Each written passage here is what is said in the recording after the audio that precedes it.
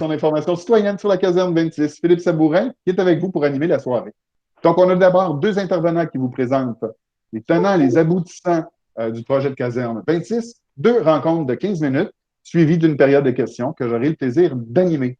On va vous demander de garder vos micros fermés, s'il vous plaît, pour que ce soit plus efficace.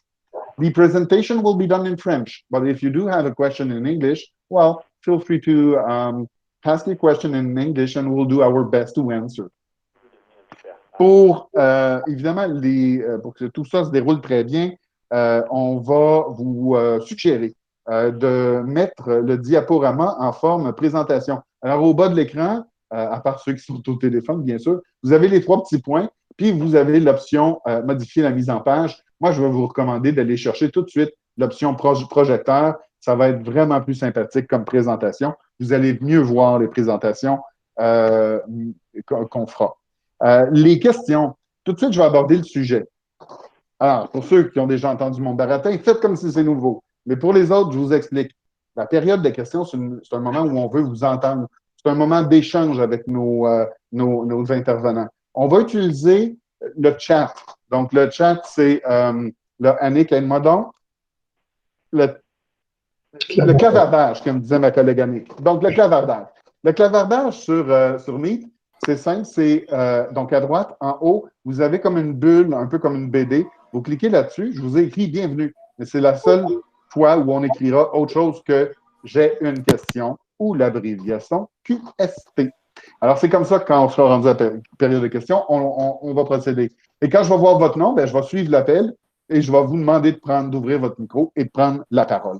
J'aimerais ça vous dire qu'avec nous ce soir, on a le maire de l'arrondissement, M. Luc Rabouin. M. Rabouin, vous le connaissez, mais il est évidemment maire de l'arrondissement, mais il a des lourdes responsabilités au comité exécutif parce qu'il est responsable du développement économique, commercial et du design. Merci d'être là, M. Rabouin. Merci, bonjour. Bonjour. Je voulais saluer Josefina Blanco. Josefina, vous êtes conseillère d'arrondissement dans le district de Denormandie. Merci d'être là. Merci beaucoup. J'espérais Marianne Giguère avec nous, conseillère de ville. Marianne, vous avez des responsabilités au comité exécutif comme conseillère associée en transport actif, mais vous êtes conseillère de ville pour le district de Denormandie. Merci, M. Sabourin. Bonne soirée. Merci beaucoup. Alors, je vais vous présenter les deux intervenants de ce soir. Bon, d'abord, M. Jean Bouvrette. M. Bouvrette, juste nous dire bonjour, qu'on vous voit un peu. Bonjour. M. Bouvrette, vous êtes chef de division, projet, sécurité publique, espace pour la vie. Et vous allez surtout nous présenter l'historique et le contexte. Je vous retiens un peu. J'aimerais ça vous présenter Pierre Delisle maintenant. Monsieur Delisle, vous pouvez me dire bonjour, qu'on vous voit un peu à l'écran. J'avais un petit peu de misère avec mon micro. Bonjour à tout le monde, bonjour à tous et toutes.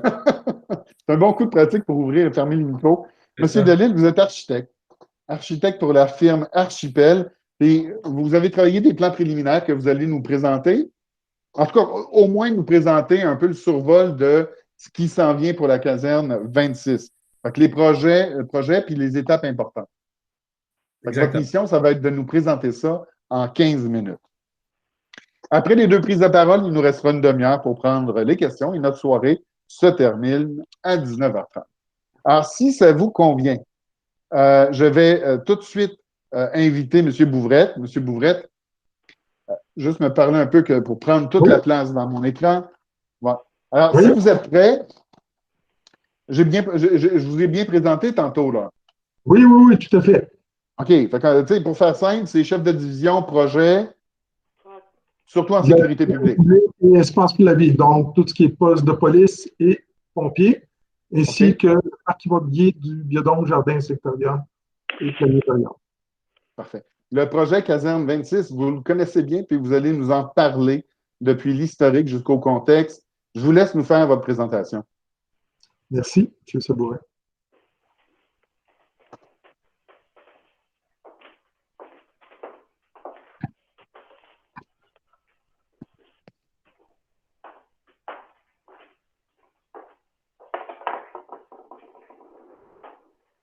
Est-ce que tout le monde voit la présentation?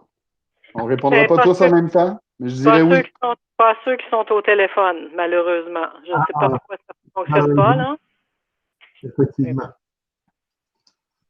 Bon, et bonsoir tout le monde. Je suis content d'être ici présent parce que, comme vous, tous citoyens de l'arrondissement, vous avez vu le projet partir, arrêter, tout ça, puis il y a beaucoup d'inquiétudes et je le comprends énormément, compte tenu que j'ai eu des échanges aussi au cours de l'année avec certains citoyens et citoyennes concernant le projet, parce que beaucoup de monde se pose des questions concernant la Caserne 26. Donc, je suis ici un peu pour vous parler de l'historique qui s'est passé et où nous en sommes rendus et le futur du projet de la Caserne 26 dans votre arrondissement.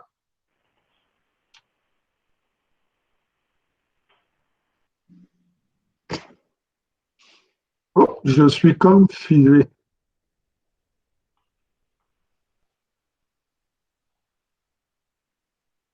Ah, voilà. OK.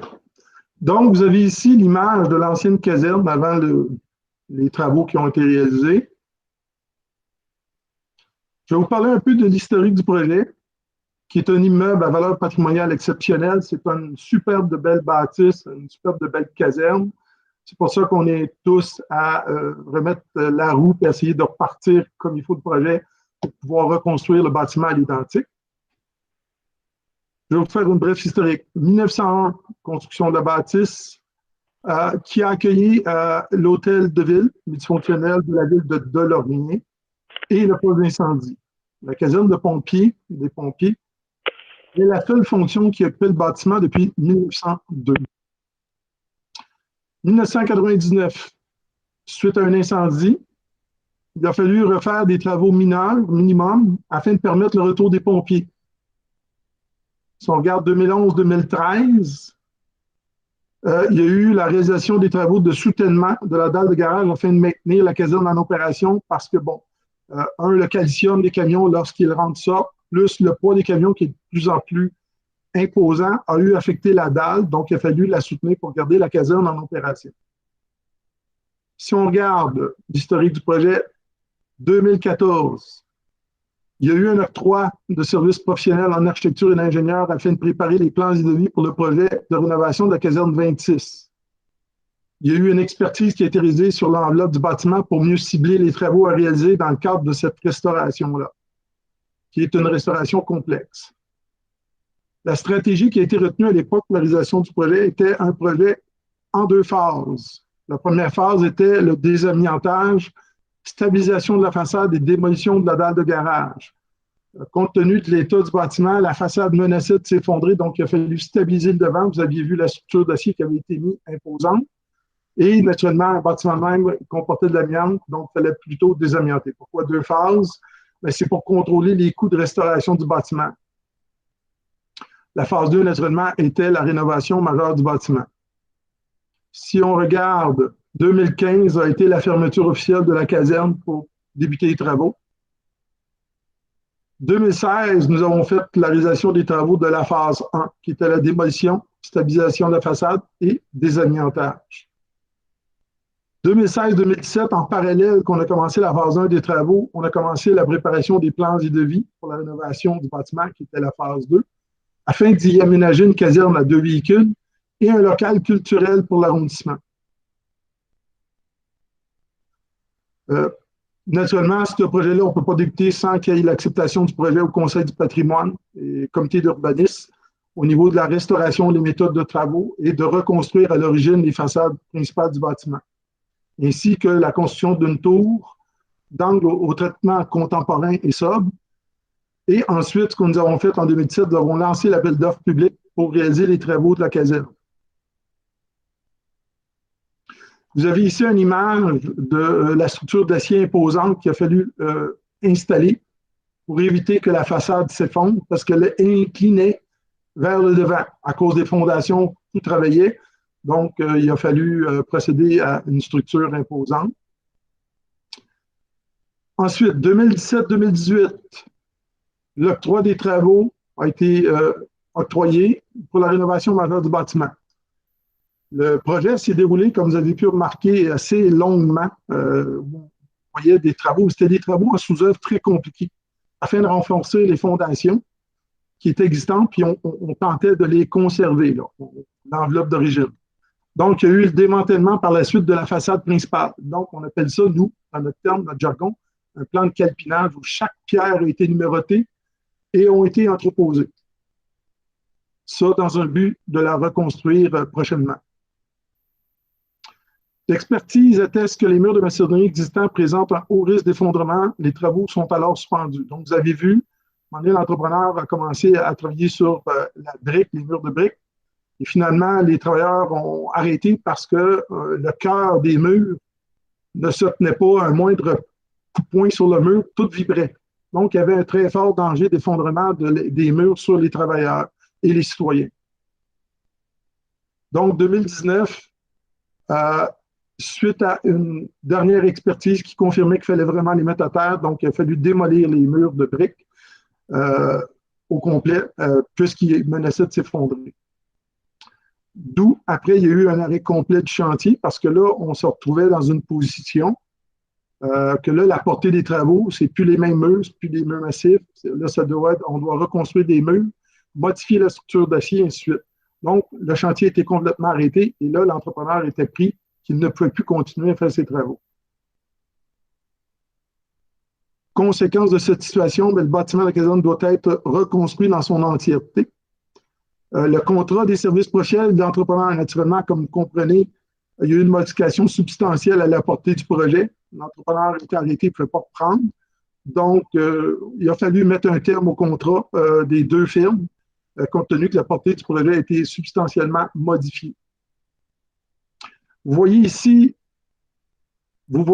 l'image de la structure lorsqu'on a commencé à défaire la façade de la bâtisse. Donc, toutes les pierres de façade ont été démontées et entreposées. Et si vous regardez ici, c'est à l'intérieur de la caserne. À l'intérieur de la caserne, vous voyez qu'on a fait beaucoup d'excavations parce qu'avant, c'était un vide sanitaire. Compte tenu que le nouveau bâtiment exige beaucoup de mécanique de ventilation qui est différente de ces époques-là, on avait besoin des sous-sols pour pouvoir installer toute la mécanique du bâtiment, les systèmes de chauffage, de climatisation et de ventilation. Donc, vous voyez qu'il y a eu beaucoup de travail complexe en sous-œuvre. Voici une image un peu des murs de briques que vous voyez. Je vais vous en parler d'un autre. Voici un autre exemple. Vous voyez du côté de la rue des Érables, vous voyez ici tous les linteaux. Les linteaux, dans certains cas, avaient différentes épaisseurs. Et la réfection qui était prévue sur ce projet-là, c'est d'enlever le mur de briques extérieur pour faire de l'injection à l'intérieur pour consolider les murs. Et comme vous regardez l'état des murs, vous allez constater deux choses. Le mortier à l'intérieur est presque disparu et de plus, ça a été de la brique lisse qui a été installée. Donc, la brique lisse avec peu de mortier, il n'y a pas d'adhérence et là, le risque d'effondrement qu'on avait ici au niveau du cœur des murs. Donc, ce qui a été décidé, c'est qu'il a fallu démolir les murs. On a gardé de la brique pour pouvoir la réutiliser à l'intérieur du bâtiment pour lui faire un rappel. Tous les linteaux au-dessus des fenêtres ont été conservés, numérotés pour être réutilisés dans la reconstruction à l'identique du bâtiment. Donc, tous les linteaux ont été conservés.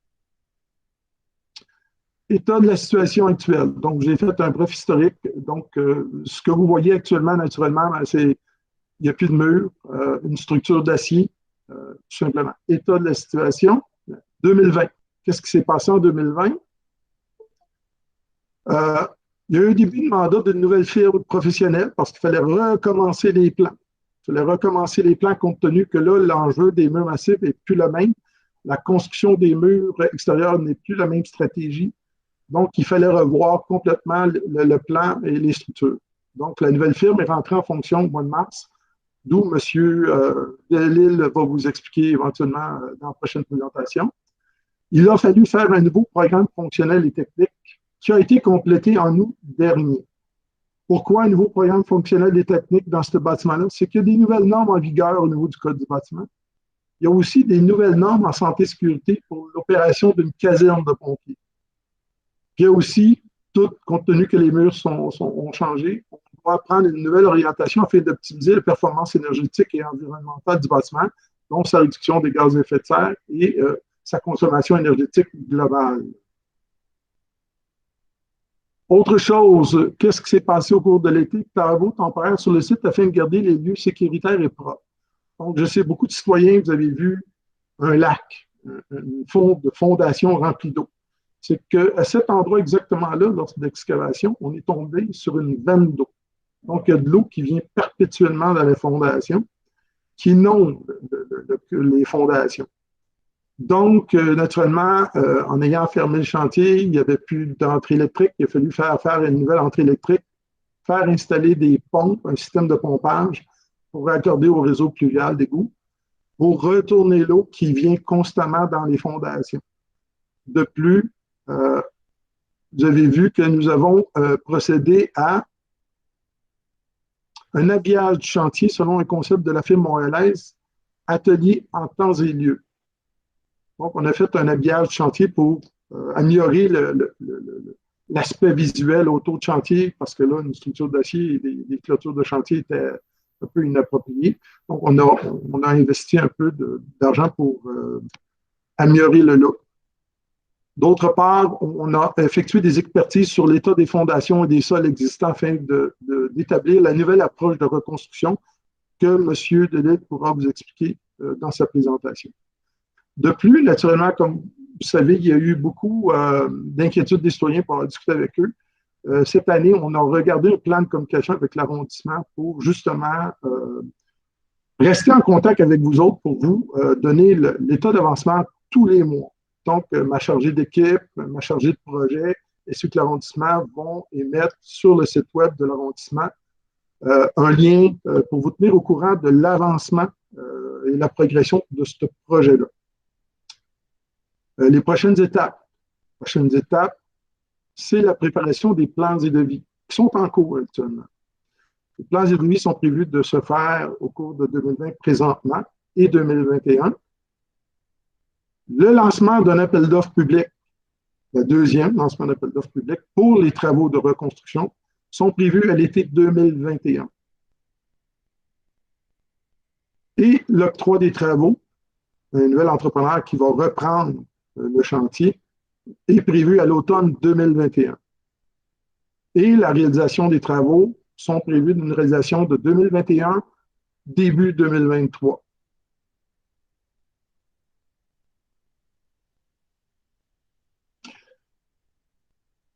Voici un peu les images de l'habillage que vous avez remarqué lorsque vous êtes promené dans le quartier.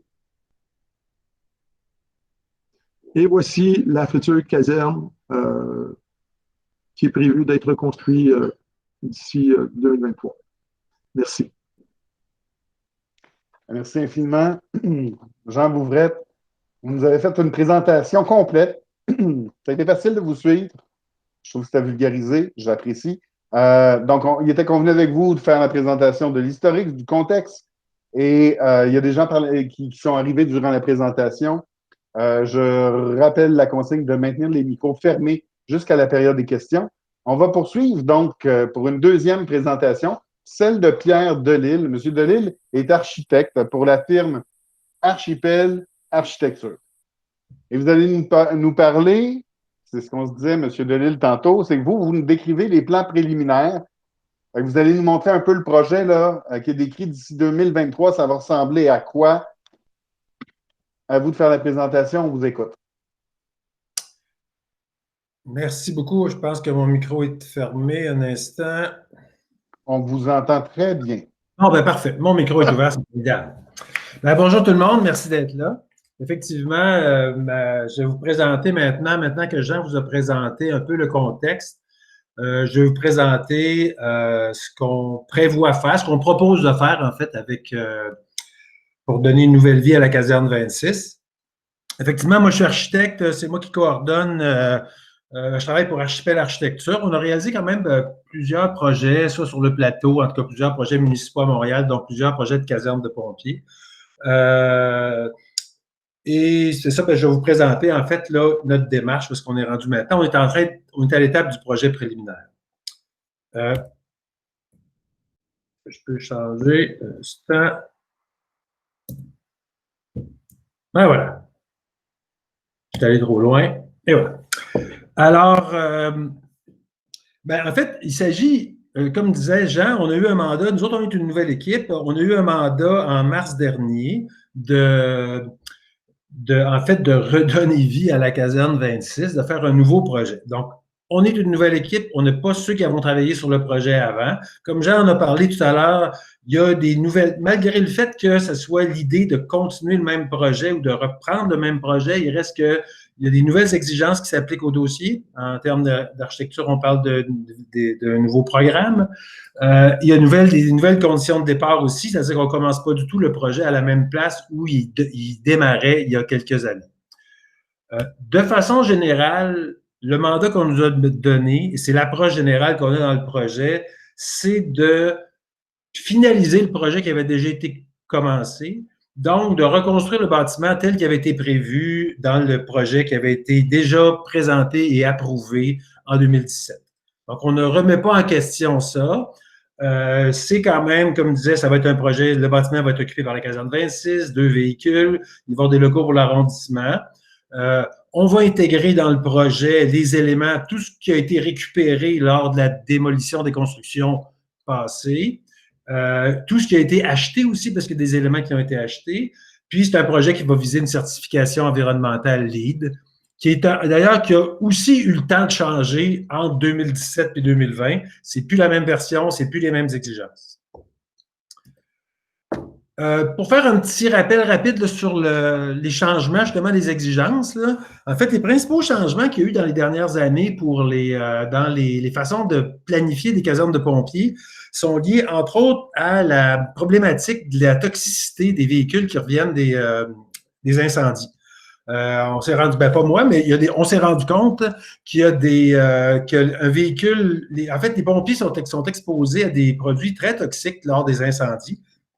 Quand ils rentrent le véhicule en caserne après, ces toxines-là, ces produits-là sont présents. Donc, il y a un protocole maintenant qui est établi très précis pour passer de la zone potentiellement contaminée aux zones propres. Donc, les aménagements de caserne sont différents. On les planifie différemment en 2020 de ce qu'on faisait en 2017 déjà. Il y a aussi la question de ce qu'on appelle l'intégration des genres, c'est-à-dire, comme tout le monde sait, avant, on parlait juste de pompiers, maintenant, on parle de pompiers et de pompières. Donc, on n'aménage plus tout à fait les locaux de la même façon non plus. Avant ça, c'était des dortoirs, maintenant, c'est plus la même chose. Donc, l'aménagement intérieur des locaux a changé aussi. Il y a des nouvelles procédures d'appel d'urgence, donc c'est dans le détail un peu, mais on avait des postes de garde avant dans les postes de pompiers qu'on n'a plus besoin d'avoir.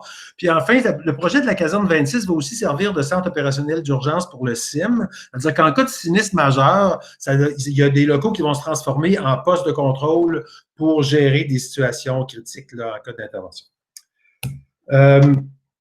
Évidemment, une autre condition qui était différente, ça vaut dans le projet, c'était les conditions de départ. Jean en a parlé tantôt. Donc, nous, on commence le projet avec ce que vous voyez à l'écran, c'est-à-dire une structure à moitié complétée, une excavation à moitié complétée, des fondations à moitié complétées. Donc, on part avec une situation qui est assez différente là, de la condition avec laquelle le premier projet avait été élaboré, enfin, le projet de 2017 avait été élaboré. En fait, il reste, ce que vous voyez là, il y a beaucoup de nouvelles fondations, mais il y a des parties de fondations qui ont été construites autour des anciennes fondations, qui sont comme dans un sarcophage de béton à l'heure actuelle. C'est une situation assez particulière. C'était un des gros problèmes qu'on a eu en commençant ce projet-là, c'est de comprendre comment on allait pouvoir composer avec les choses qui sont existantes sur le site. Et je vous dirais, malgré que c'est loin d'être l'approche de départ, on est arrivé à la conclusion que de recommander à la Ville de démolir ce qui est en place sur le site actuellement. Ça peut paraître contre-intuitif. D'ailleurs, comme je vous dis, ce n'était pas ce qu'on avait comme principal comme approche de départ. Ceci dit, l'idée, sommairement, c'est que ce qui a été construit là a été construit dans un contexte très particulier de rénovation d'un bâtiment et d'une structure qui était existante à ce moment-là. Puis maintenant, on n'est plus du tout dans les mêmes conditions. On n'a plus un bâtiment existant. La charpente n'est plus appropriée pour ce qu'on veut faire avec. Les fondations ne sont pas appropriées pour ce qu'on veut faire avec. Donc, et on a fait des calculs qui nous amènent à dire que démolir et reconstruire ce qui est en place actuellement va être moins coûteux que de composer avec. Donc, a priori, on part avec un terrain vide. Ça peut paraître étrange, mais c'est la proposition qu'on a faite pour l'instant. L'autre élément qui est important dans le projet, c'est qu'on va réutiliser des éléments existants. Jean en a parlé, on voit à droite là, des pierres qui sont toutes numérotées et entreposées. Il y a d'autres éléments aussi qui sont importants, mais il y a des quand on va démonter de façon finale la fondation, on va récupérer des pierres pour les réutiliser. Et on a aussi des éléments qui ont été achetés lors du dernier projet, dont les fenêtres, autre élément important. On en voit une couchée sur le côté qui attend d'être déplacée et réinstallée. Les fenêtres sont fabriquées en grande partie. Il y a des équipements mécaniques, des appareils d'ascenseur. Il y a un paquet d'éléments, des portes et cadres qui sont là qu'on va réintégrer dans le projet. Donc, la proposition de projet qu'on fait, en gros, ça ressemble beaucoup à ce qui avait déjà été fait. En fait, c'est essentiellement la même chose, surtout de l'extérieur. Donc, le sommaire des travaux, c'est démolir ce qui est là, construire des nouvelles fondations qui vont former un sous-sol, nouvelle charpente d'acier, reconstruire la façade principale avec les pierres qui ont été récupérées, reconstituer les autres façades aussi avec tous les éléments qui ont pu être conservés. Évidemment, il y a un nouvel aménagement intérieur. Il va y avoir des nouveaux systèmes électromécaniques performants. Enfin bref, c'est un bâtiment neuf qui va réintégrer plusieurs éléments d'origine ou enfin d'éléments inspirés d'origine. Comme disait Jean, l'aspect patrimonial de ce projet-là est assez important. Jean a fait un petit sommaire tantôt de l'histoire du bâtiment. Moi, je voudrais juste faire un petit retour sur l'historique du bâtiment, mais avec des images pour qu'on comprenne bien comment le bâtiment a évolué au fil des ans. Donc, effectivement, c'était l'hôtel de ville du village de Lorimier qui a été construit en 1901-1902. Ça accueillait casernes, locaux municipaux, on parle de bureaux de poste, enfin, mais toujours une caserne au départ. La tour que l'on voit, cette photo-là date pas mal de la construction. La tour qu'on voit à gauche a été complètement déconstruite en 1931. Elle était instable selon les rapports qu'on voit de l'époque. Elle a été complètement démolie et le coin du bâtiment a été reconstruit comme si de rien n'était. Donc, la tour qui est là, elle a existé à peu près de 1901 à 1931. Par la suite, elle a été démolie. Et il y a une autre tour qui a été reconstruite, on la voit ici vue d'un autre angle, une autre tour qui a été reconstruite en 1960 pour aménager un ascenseur. Comme on peut voir, là, c'était une architecture un petit peu moins inspirée que l'architecture d'époque, mais cette tour-là est encore présente là, quand les travaux ont commencé il y a quelques années. Évidemment, ben là, on sait qu'il y a eu un incendie, on en voit comme des traces. En fait, on sait qu'il y a eu un incendie qui a accéléré la dégradation du bâtiment en 1999. On voit le bâtiment qui était placardé à ce moment-là. Le 3e étage a été placardé. Et la suite, ben, vous la connaissez, c'est les travaux 2017. Quand on parle de rénovation majeure, on comprend que c'est vraiment majeur quand on voit des photos comme ça. Et en fait, il y a eu l'interruption des travaux en 2018. Notre façon de voir l'intégration, en fait, de voir le patrimoine dans ce projet-là, en fait, la première chose, c'est surtout le maintien de la fonction, le maintien de l'usage, le maintien de la fonction. Ça a toujours été une caserne de pompiers et on propose que ça demeure une caserne de pompiers. Ça a toujours été des bâtiments municipaux, on pourrait un usage public et on propose que ce soit maintenu. Il y a l'autre élément important, c'est la reconstruction de la façade principale avec les pierres conservées, qu'on a toutes, qui sont toutes numérotées. C'est probable qu'on ait quelques-unes qui soient remplacées quand on va venir pour les réinstaller. Mais globalement, c'est la façade d'origine qui est remontée. Il y a aussi la reconstitution des autres façades. Lors du dernier projet, on devait remplacer la brique et mettre une nouvelle brique avec les éléments de pierre conservés. Il y a plusieurs éléments de pierre qui ont été conservés et le résultat, on reconstruirait la façade avec des nouvelles briques, mais selon le plan d'origine. Donc, on voit un peu ce que ça peut donner comme...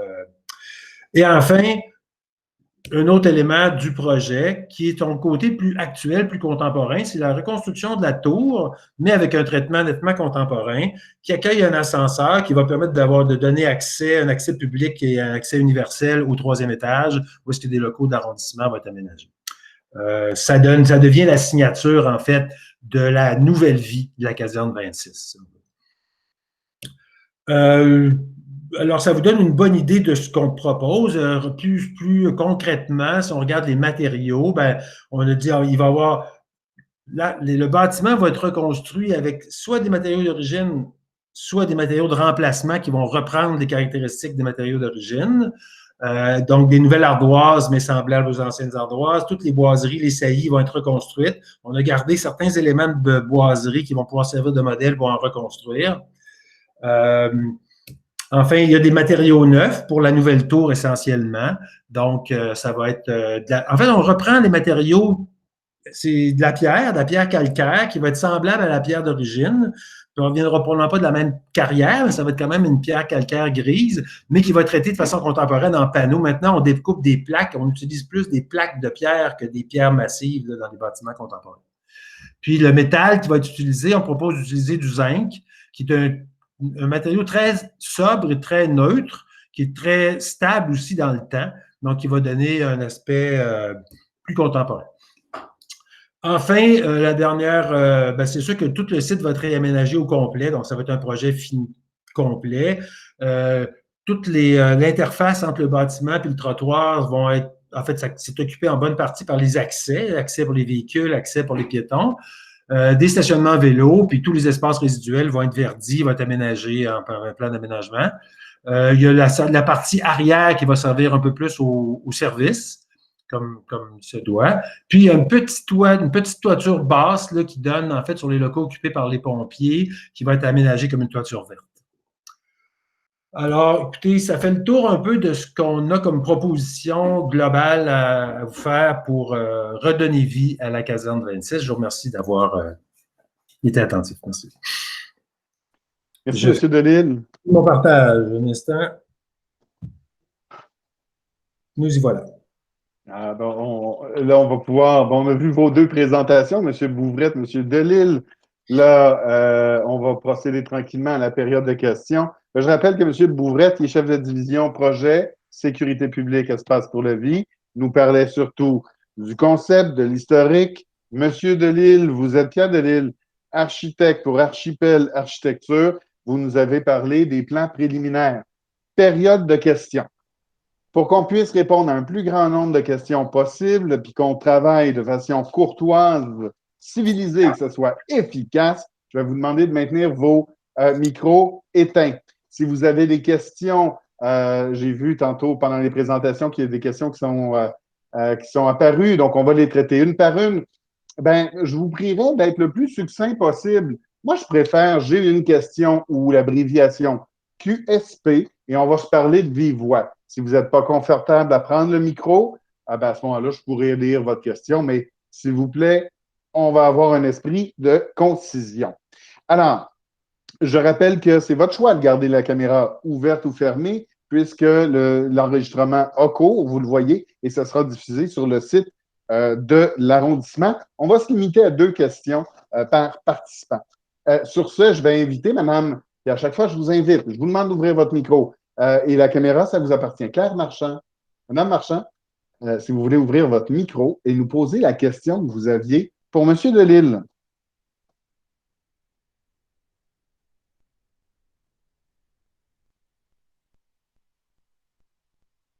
J'accueille le moment de silence, mais si vous permettez, Mme Marchand, je vais poser la question à M. Delisle. Alors, Mme Marchand se demande pourquoi ne pas garder l'aspect du bâtiment initial de 1920? La tour, qu'elle dit magnifique jusqu'en 1931. Donc, elle parle de la tour. Donc, la tour proposée ici n'est pas du tout respectueuse du patrimoine. Alors, c'est l'opinion de Mme Marchand. M. Delisle, est-ce que vous pouvez commenter? J'ai trouvé mon micro. Posez la question vous-même, ça va être plus sympathique. Voilà, alors bonjour, je me présente, je m'appelle Claire Marchand, j'habite à 2 pas de la caserne sur Parthenay ici depuis 2 ans et je suis vraiment, à chaque fois que je passe devant l'édifice, je suis désolée de voir combien ça tarde à se faire construire ce magnifique bâtiment. Moi, je suis musicienne, donc je sais qu'il y aura un espace pour les artistes. Je crois que ce sera pour les écrivains, si je ne me trompe pas. Je n'ai aucun background en architecture, mais je suis une ardente défenseur du patrimoine québécois. On voit tellement de maisons qui se font démolir maintenant à coups de pelle mécanique pour construire des condos en plastique, si je peux m'exprimer ainsi. Ceci dit, j'ai vu le plan d'architecture qui qui est très bien, sauf que je crois que la tour, comme je le mentionnais dans ma question, la tour n'est pas du tout, ne se marie pas du tout avec le reste du patrimoine et je trouve ça, en fait, je vais exprimer ma profonde pensée, je trouve que la tour, c'est vraiment affreux. Alors, quoi faire? Est-ce qu'on ne pourrait pas garder justement ce beau patrimoine-là d'origine? Est-ce possible de le faire? Et pourquoi mettre quelque chose de très contemporain à côté de bâtiments qui restent au patrimoine? Merci, Mme Marchand. Merci beaucoup. Ben, je pense qu'on a saisi. Donc, peut-être, à M. Delisle, vous pouvez peut-être nous expliquer les contraintes qu'on a dans le projet? Oui, ben, c'est une bonne question, Mme Marchand. C'est une question tough. C'est toujours tough un peu quand on parle quand on veut donner une nouvelle vie à un bâtiment patrimonial qui a vécu, qui a eu toute une histoire, qui a eu une vie difficile d'ailleurs. Donc, il y a plusieurs choix. Je ne vous cacherai pas que ces choix-là peuvent être discutés. Ça, je ne prétends pas que ce soit des choix qui sont indiscutables. C'est sûr qu'il y a un parti qui a été pris il y a déjà quelques années de ne pas reconstruire la tour comme à l'origine. Entre autres parce que cette tour-là, ben d'abord, ça fait longtemps qu'elle n'existe plus. Deux, aussi parce qu'elle ne permet pas d'aménager un ascenseur. Cette tour-là, elle comprenait des vides. En fait, c'était une tour qui était percée avec comme des balcons. Quand on voit les images, là, on ne les a pas devant nous, mais qui était comme percée avec des balcons. Si on reconstruisait la tour telle qu'elle était à l'origine, on ne pourrait pas l'utiliser pour installer des ascenseurs à l'intérieur. Et c'était l'objectif principal de cette tour-là, en fait, c'est depuis 1960, cette tour-là était utilisée comme ça. Donc, l'objectif du projet, on avait les mêmes objectifs fonctionnels. Quand je dis « on », c'est pas moi qui étais là à ce moment-là, mais je comprends que c'est les mêmes objectifs fonctionnels qui étaient poursuivis.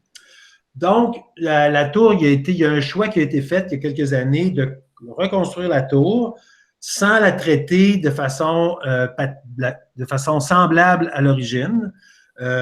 Je peux comprendre que vous n'appréciez pas l'esthétique de cette partie-là. Ceci dit, ça nous apparaît pour nous quand même relativement cohérent avec l'histoire du bâtiment parce qu'on a beau lui redonner son apparence d'antan, ça va demeurer quand même un bâtiment neuf. Donc, on pensait intéressant qu'il y ait un élément clair qui signale ça, puis que ça ne soit pas complètement une imitation d'une reconstitution historique, en fait. Mais pourquoi pas? Pourquoi ça pourrait pas être une reconstruction historique? Vous allez au Japon, là, ils reconstruisent des temples qui datent de 2000 ans à côté de Madame Marchand?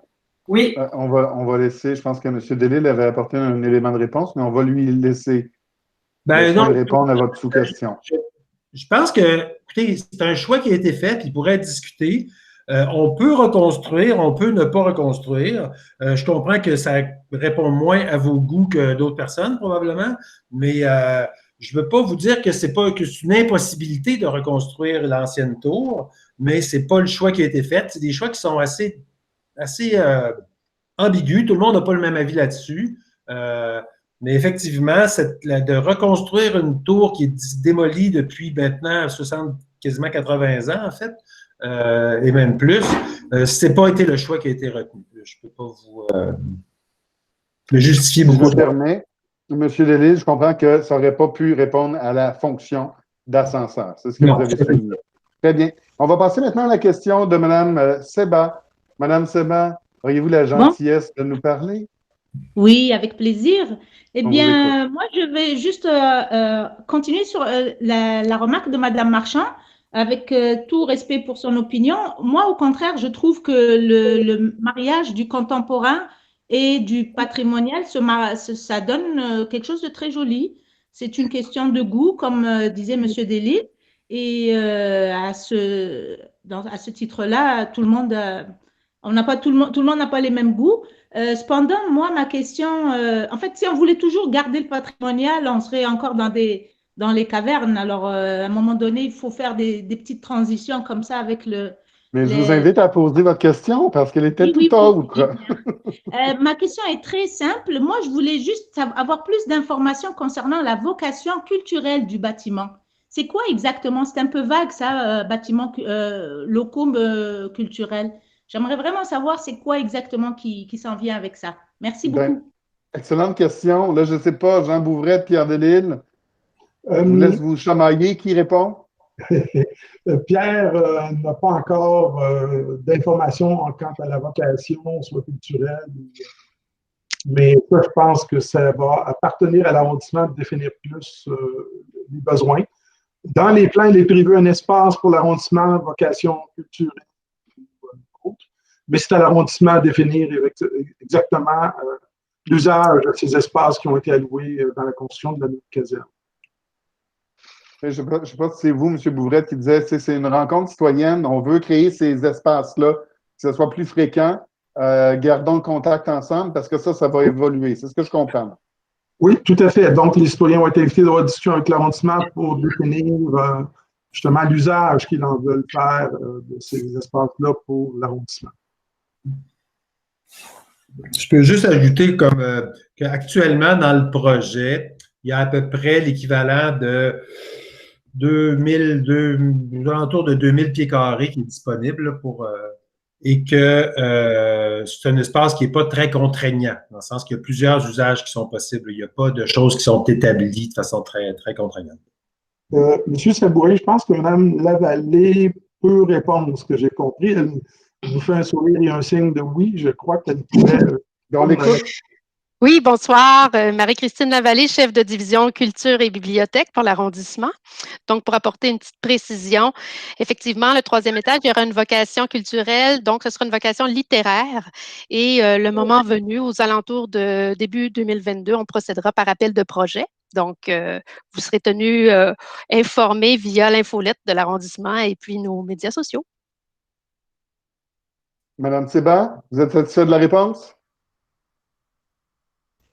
Oui, tout à fait. Je vous remercie beaucoup. J'espère qu'ils penseront à une bibliothèque parce que la bibliothèque actuelle est, je crois, saturée. Alors, ça serait très bien d'en avoir une dans le quartier. Merci beaucoup. On a entendu. C'était la bonne plateforme pour passer votre message. Il y a M. Tremblay qui vous dit beau concept, beau projet, beau mariage de patrimoine et de contemporain. Il y a M. Théberge maintenant qui a une question. M. Théberge, je vous invite à poser votre question de vive voix. Bonjour, Pierre Théberge, je me présente ingénieur en chargé de projet. Ma question est à M. Bouvret. Je me pose la question, pourquoi est-ce qu'on a changé toutes les équipes de conception durant l'exécution du projet? Ça a injecté beaucoup de délais. Je suis certain que les citoyens autour l'ont vu. Quelle était la raison principale de changer le cheval de bataille? Merci. Très bonne question. M. Théberge, je vais vous la répondre facilement. Les lois qui encadrent les municipalités au Québec sont très claires à ce sujet-là. Lorsque le chantier a été arrêté, l'entrepreneur a été arrêté, on devait reconstruire les murs. La loi nous dit que lorsque la portée, d'ailleurs, on avait consulté notre service des affaires juridiques à cet égard-là, la loi nous dit lorsque la portée d'un contrat est modifiée de façon substantielle, donc ce cas-ci, où le chantier est arrêté, on devait reconstruire les murs, on ne peut plus continuer avec l'entrepreneur actuel. Et c'était la même chose avec les professionnels. Les professionnels ont été aussi, devaient refaire toute la conception de la structure, des murs et tout ça. Et suite à une consultation avec notre service des affaires juridiques et les professionnels, les frais demandés et le changement de portée du mandat professionnel exigeaient par la loi de mettre un terme aux professionnels. C'est pour ça qu'il a fallu repartir avec des nouvelles équipes. Ça peut sembler pour un gestionnaire de projet comme vous incohérent, mais c'est la loi qui nous impose certaines situations, un peu nous causant des problèmes de délai, comme vous l'avez bien mentionné. J'espère que ça a répondu à votre question. Merci, oui, M. Bouvret. Très bien pour le contracteur, mais pour les concepteurs, je ne comprends pas cette loi qui impose de changer l'équipe de conception qui ont déjà une connaissance de tout le projet et qui pourraient accélérer même d'un an la réalisation finale. Je comprends pour l'entrepreneur, il n'y a pas de question, mais pour la firme d'architectes au détriment de M. Delisle, qu'est-ce qui a causé ce changement-là? C'est la même loi, c'est ça? Tout à fait, M. Desberges, malheureusement. Puis, je vous dirais que tout le long du processus, parce que nous, on avait dans la tête de poursuivre avec les professionnels. Puis, comme vous dites bien, il y avait tous les plans de base, il y avait tout. Mais compte tenu qu'il fallait modifier substantiellement le contrat des professionnels aussi, parce que là, la durée du projet, revoir les plans, ça avait des impacts majeurs sur leur contrat. Les affaires juridiques ont statué que la loi ne nous permettait pas d'aller dans cette avenue-là. C'est malheureux, je vous le conçois. Merci, M. Bouvrette. On a d'autres questions, alors je vais continuer. Juste dire aux gens qui lèvent la main sur l'application, j'utilise vraiment le chat, le clavardage. Ça me permet de respecter l'ordre d'arrivée. Et j'en suis à Linda Vallée. Madame Vallée, est-ce qu'on peut vous entendre? Bonjour. J'aimerais ça vous entendre poser votre question. Oui, d'accord. Bonjour, M. Bouvrette. On s'est parlé, nous, par courriel. Écoutez, moi, je suis une voisine immédiate de la caserne, donc je l'ai suivie de très, très près, veut pas, comme on dit. Autant de visous que par mes oreilles, évidemment. Alors, je ne veux pas revenir en arrière, c'est certain. Moi, je regarde plutôt vers l'avenir et je vois que dans la présentation, on parle de démolition. Ce à quoi je dois dire que juste comme ça, je m'y attendais un petit peu. Mais je voudrais qu'on soit assez vigilant sur les questions de considération des riverains de la caserne pour les travaux. Parce que jusqu'à maintenant, ça a vraiment été extrêmement ordinaire, cet aspect-là. Ailleurs dans le monde, il y a toutes sortes de façons de faire. Je me souviens d'un voyage à Londres où on appelait Considerate Construction, donc ça veut dire qu'on tient compte quand on fait des travaux des résidents autour, à la fois du bruit, de la poussière, etc. Je conviens qu'on ne peut pas faire d'omelettes sans casser des œufs, ça tout le monde le sait, mais je pense qu'on pourrait se servir de ça compte tenu de son histoire un petit peu désastreuse, je dirais, qu'on en convient tous, pour avoir des pratiques exemplaires. Je pense que ça pourrait être l'occasion extraordinaire, à la fois pour des firmes d'architecture ou pour un éventuel contracteur, de travailler de cette façon. Donc, à mon avis, c'est quelque chose qui devrait faire partie du cahier de charge, qui devrait être sous surveillance. Et je pense aussi aux questions, je vais plus loin parce que vous avez parlé tantôt, M. Delisle, des questions… Madame Vallée, je vais vous permettre de poser une seconde question. Mais sur la première question, j'aimerais entendre M. Bouvrette. C'était comme un vœu. OK, mais je veux juste avoir un engagement. M. Bouvrette, il l'a entendu ce que vous avez dit? Oui. C'est noté, M. Delisle l'a enregistré et dans le cahier de charge, on va en tenir compte. Parfait. Merci. Poursuivez. Dans le même sens, OK? Vous avez parlé d'éléments électromécaniques. Donc, évidemment, quand on parle d'électromécanique, on parle aussi de bruit pour la suite des choses. Vous le savez certainement, M. Delisle, que dans les centres-villes, la question de la ventilation, ce genre de choses-là, c'est un free-for-all là, actuellement. Donc, je pense que j'aimerais ça aussi qu'on porte dans le cahier de charge une attention particulière à cet élément-là, encore une fois, pour considérer les riverains et le bruit par la suite. Parce qu'on le sait très bien qu'une fois que ça va être fait, on ne pourra plus revenir en arrière. Puis, je pense que c'est très intéressant. Je ne connais pas vos visées pour la suite des choses en termes d'information, mais je pense que ce serait intéressant de poursuivre dans le même sens et de garder un aller-retour aussi avec les citoyens, particulièrement les riverains tout proches, parce qu'on veut bien faire notre part, là, mais on le fait déjà beaucoup, donc on aimerait ça être considéré dans l'équation. Merci beaucoup. Madame Vallée, ça peut vous rassurer au niveau, j'ai compris vos points. Et on restera en contact, mais dites-vous que tous les systèmes de ventilation sont à l'intérieur de la bâtisse, puis la firme en électromécanique va s'assurer que la conception soit faite dans un sens pour les riverains, inquiétez-vous pas. Donc, c'est bien noté. Merci beaucoup. J'ai votre adresse courriel, M. Bouvrette. Excusez-moi d'interrompre votre conversation. Je vais appeler maintenant François B. Tremblay. Monsieur Tremblay, vous pouvez prendre la parole. On aimerait vous entendre votre question. Bonsoir à tous. Premièrement, félicitations pour le projet, malgré toutes les embûches. Beaucoup de résilience, on voit autour de la table avec avec ce que vous avez rencontré. Quelques petits éléments. J'aimerais savoir, est-ce que vous avez certaines inquiétudes par rapport à la veine d'eau qui, en termes de réalisation, est-ce que pour vous, ça présente un risque ou c'est juste un élément d'ingénierie puis c'est facilement réglable? Au niveau de la récupération, de la reconstruction à neuf, j'ajoute un point. Reconstruction à neuf, est-ce que vous allez faire une maçonnerie portante ou ça va être une maçonnerie en façade? Une pierre en façade que vous allez recouper. Revisiter la modernité, je suis un petit peu en accord avec certaines autres personnes qui disaient que le beau mariage, dans le fond, avec la modernité versus l'ancien, je trouve ça très bien. Par contre, peut-être ça serait bien de revoir comment dire, le concept qui est présenté sous un autre aspect. Comment dire, c'est une question de goût, on le sait tous, mais bon, ça serait peut-être à voir s'il n'y aurait pas une autre option qui pourrait être également intéressante. Et puis, là, ça en fait beaucoup. Dernier Attendez, élément. on va s'arrêter aux deux premières parce que vous avez un commentaire, Ouais. mais principalement deux questions. La veine d'eau, puis après ça, au niveau du type de reconstruction. Ça, c'est une question hyper technique. Fait que commençons par ça. Qui peut répondre? Jean Bouvrette? Veine d'eau? Bon, je vais prendre la POC, je pense, Jean, si tu veux.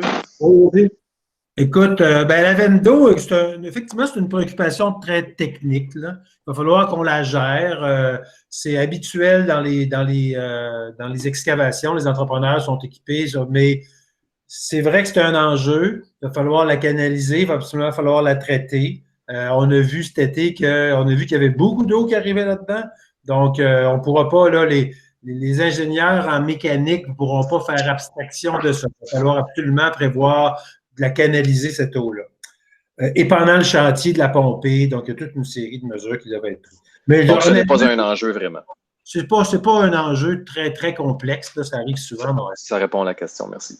Maintenant, pour les revêtements, effectivement, on ne va pas reconstruire. En fait, on va faire probablement un hybride. On ne pourra pas reconstruire des murs. On ne va pas faire des murs massifs en maçonnerie. On ne fera pas de murs porteurs comme ce qu'il y avait. Ce qu'il y avait à l'origine, c'est des murs porteurs en maçonnerie, des poutres d'acier et des planchers de bois. C'est pas ça qu'on va construire. Maintenant, la pierre qu'on a est assez grosse que probablement qu'on va être obligé. En fait, on va faire un hybride entre un mur massif porteur puis un mur de revêtement comme on voit d'habitude maintenant. En fait, autrement dit, on va faire un revêtement massif pas porteur. C'est-à-dire qu'on va faire un revêtement massif qu'il va falloir qu'il soit beaucoup plus épais que des revêtements normaux, mais il va quand même être architecturalement puis techniquement, il va quand même se comporter comme un revêtement.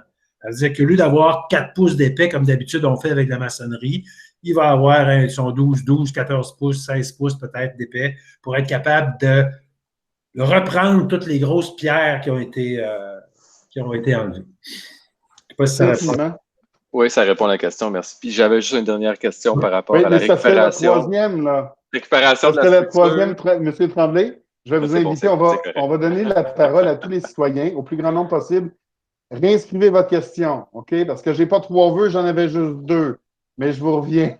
Merci de votre compréhension. David Schaffer, M. Schaffer. Bonjour, merci. Peux-tu m'entendre? Moi, je vous entends bien, oui. OK, parfait. Je m'excuse d'avance pour mon français, mais je voulais faire appui sur les inquiétudes de Mme Vallée. Je pense je suis aussi un voisin. Je suis comme... Je regarde sur leur terrain de construction maintenant. Je suis au 2e étage de 4519 Désirable. Et évidemment, pour le futur immédiat, je travaille à la maison. J'habitais ici durant la première phase de démolition, mais bien sûr, j'étais au bureau la plupart du temps. Mais il serait pas vraiment comme livable ici avec la grande construction. Je pouvais pas ouvrir mes fenêtres sans de la poussière rentrer toutes parts. Les pièces d'art tombent de la mur avec les vibrations. Alors, juste encore faire appui à la commentaire de Mme Vallée, juste d'être consciente de les citoyennes, particulièrement maintenant que dans cette période que nous sommes la plupart du temps trapped dans notre appart. Et alors, je voulais voir, est-ce qu'il y a les projets pour comme les prochaines 2-3 mois, est-ce qu'il y a prévu pour beaucoup de constructions assez avec beaucoup de bruit, vibrations, poussière, tout ça? En fait, vous voulez savoir, M. Chaffin, là, ça commence quand les travaux? Oui, et juste pour. J'aime bien que. Puis on va faire quoi pour limiter le bruit? Oui, les dégâts. Je sais, c'est quelque chose qu'on doit. Ça arrive quand on vit dans la ville, mais parce que je suis dans mon bar 23 heures par la jour pour les prochaines 2-3 mois. J'ai des On va demander à M. Bouvrette ouais, de répondre à cette question-là. Il n'y a aucun travaux de prévu. Les prochains travaux, c'est le début des nouveaux travaux de la nouvelle caserne qui va être reconstruite. Ils vont débuter au 3e, 4e trimestre de 2021, l'année prochaine. OK. Parfait. Ça puts me at ease. On Merci dit qu'on pour aura le peut-être le rendez-vous. vaccin d'ici là. Retour au bureau possible. Oui. Mais ça n'empêche pas, Jean Bouvrette, que vous avez pris l'engagement d'essayer autant faire possible de limiter les nuisances. Disons que là, le chantier, l'habillage a été fait, la sécurisation, le système de pompage, oui. Ce qui devait être fait pour préserver le site, c'est fait, il n'y a plus d'autre chose. Il y a eu des bruits parce qu'il fallait pomper l'eau. Mais seulement, Mme Vallée, comme vous avez été dérangé par ça. Les camions, on n'avait pas d'électricité sur le site. Maintenant, on pompe avec des pompes raccordées au réseau d'Hydro-Québec. Donc, il n'y a plus de gros camions de pompage. Il y a eu aussi les sondages, on a fait de la géotechnique sur les dalles, donc ça a fait du bruit. Mais là, présentement, il n'y a plus rien de prévu jusqu'au début du chantier qui est prévu à l'automne 2021. Merci beaucoup. Merci beaucoup. Monsieur Tremblay, je n'ai pas d'autres questions. Donc, je reviens là, avec votre troisième souhait de poser une troisième question. On vous écoute, M. Tremblay.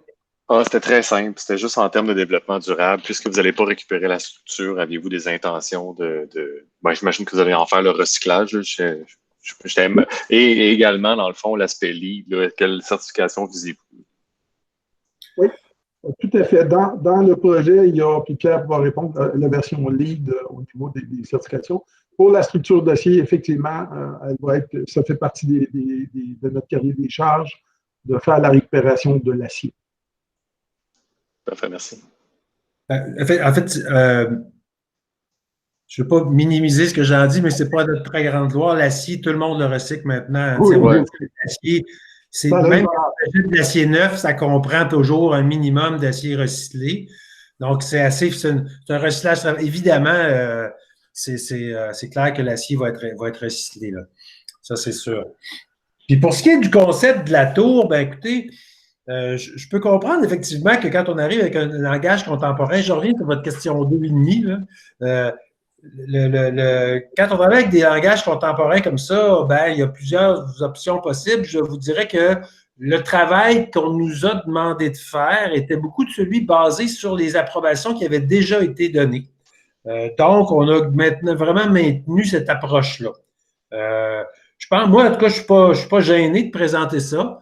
C'est sûr que dans un projet, quand on voit ça comme ça aussi avec les représentations, tout est un peu gris, un peu terne, là, mais en réalité, je pense que avec du vitrage de couleur, avec un traitement effectivement assez sobre, je pense que ça va bien s'intégrer dans le paysage. Ceci dit, je peux comprendre que ces décisions-là peuvent porter à discussion et à beaucoup de discussions. Monsieur Sabourin, je pense que M.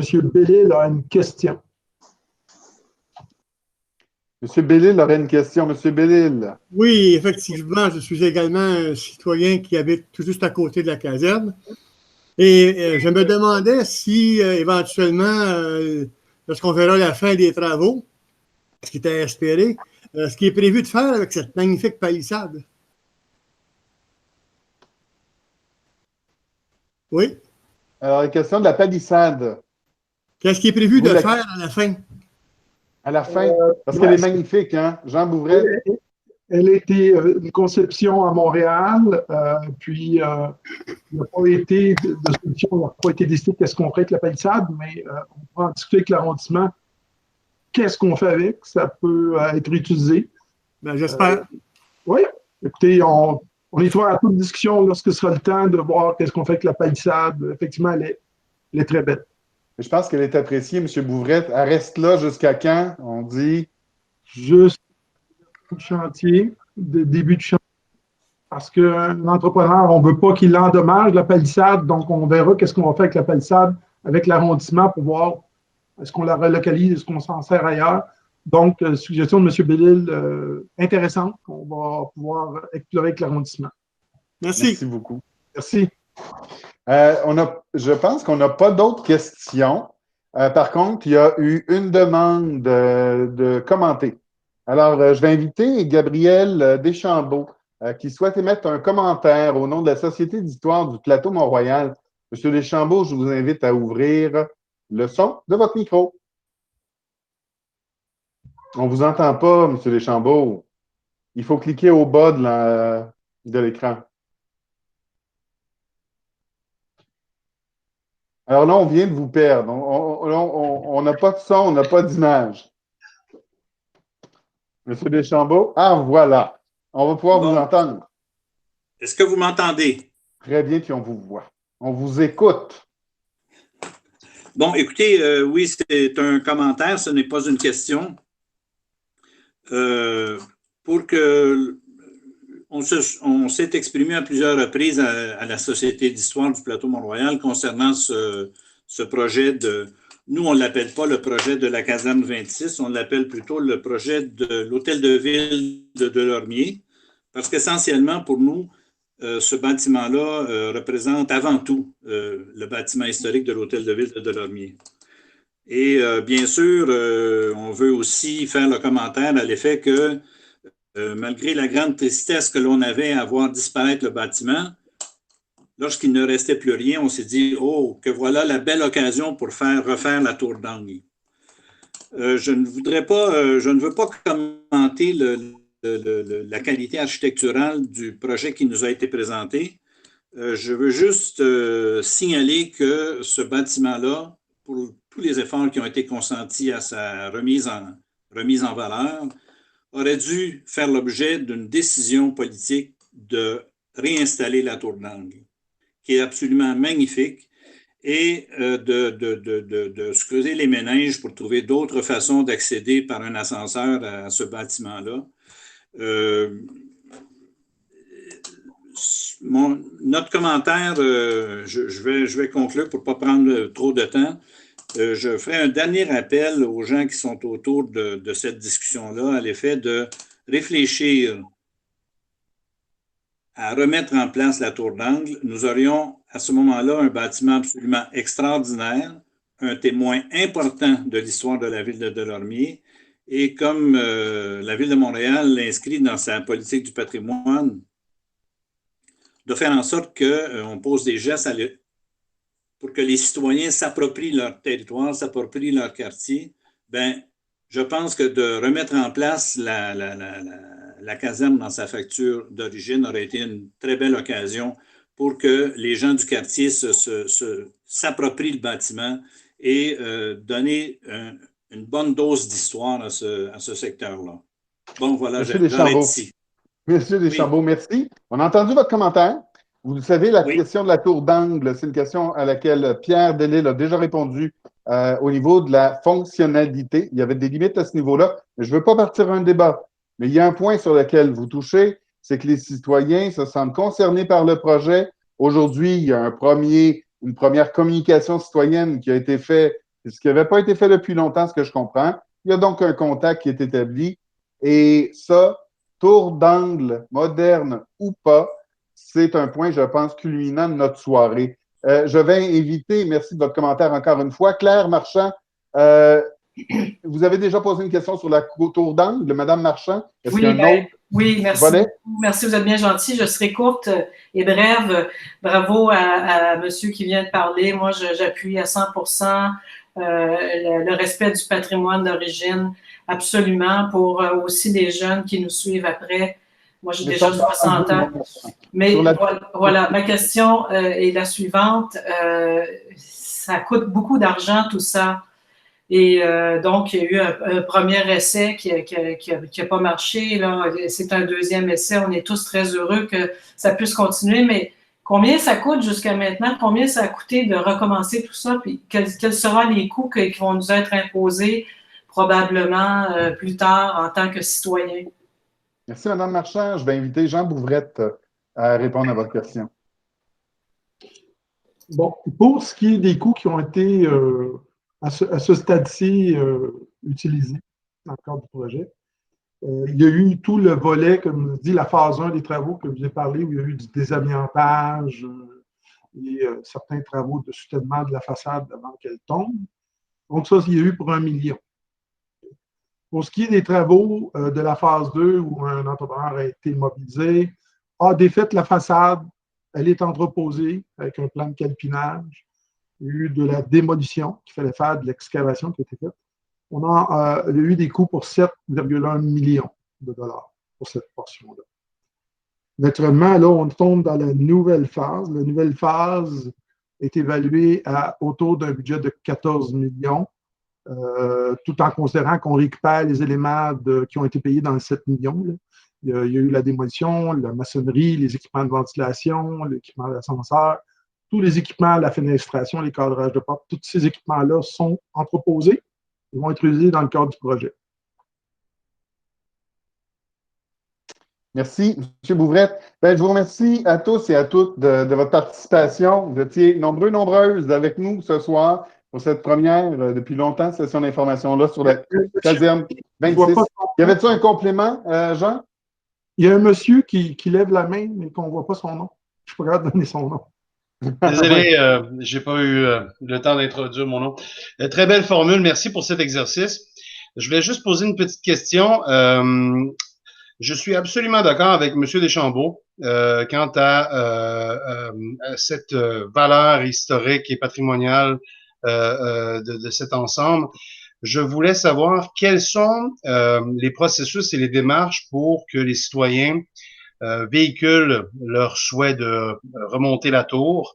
Je comprends parfaitement les contraintes techniques que ça imposerait, les coûts, je comprends, mais la valeur du patrimoine montréalais qui s'effrite de jour en jour au gré des destructions, c'est pas de votre faute, je blâme personne, mais quelles sont les démarches et les processus pour mettre de l'avant et reconstruire cet ensemble qui, je tiens à préciser, le plateau Est a besoin de ces projets phares pour renaître de ses cendres à plusieurs égards. La spéculation immobilière, c'est une chose, mais la beauté du mobilier urbain est encore plus importante pour les citoyens qui élèvent des familles ici dans ce quartier. Donc, je vous pose simplement une question pour prendre connaissance un peu du choix du processus. Les architectes ont absolument beaucoup d'idées, des bonnes choses, mais comment mettre de l'avant ce processus qui m'importe beaucoup? Ben écoutez, d'abord, je pense que vous avez manqué les présentations, hein?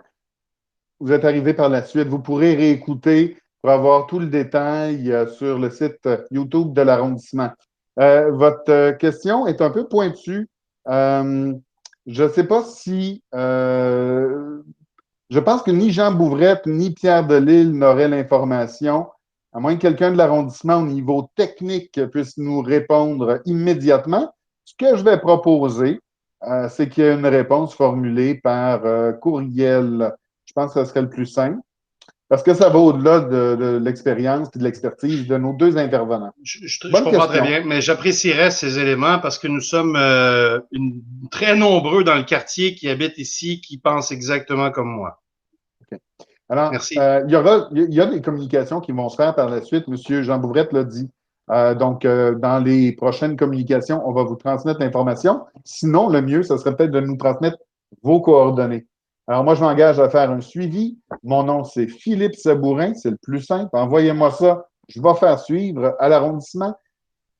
Philippe, PHIPPE.sabourin@montréal.ca. Ça vous va comme ça? Merci. Merci. Alors, j'espère qu'on a passé un agréable moment, qu'on a répondu à toutes vos questions. Je sais qu'il y avait d'autres intentions de commenter. Malheureusement, le temps nous presse. On a déjà dépassé de 15 minutes la période allouée, la période de questions.